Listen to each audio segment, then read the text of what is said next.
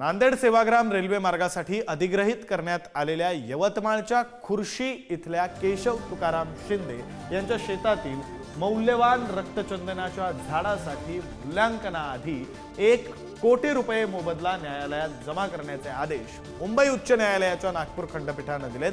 अखेर 10 वर्षांनंतर शिंदे कुटुंबियांच्या रक्तचंदनाच्या मूल्यांकनासाठीच्या संघर्षाला आता यश मिळाले। सदर निकाल आदेशानुसार न्यायालयात वन विभागाने 1 करोड रुपये ॲडव्हान्स स्वरूपात भरलेला आहे आणि मूल्यांकन झाल्यानंतर मूल्यांकनाची डेट त्याला 7/7/2025 दिली आहे। 7/7/2025 पर्यंत जर त्यांनी मूल्यांकन नाही दिलं तर उर्वरित 50 लाख रुपये आमच्या खात्यात वळती करणार आहेत। सध्या 50 लाख रुपये न्यायालयात जमा ठेवण्यात आलेले आहे।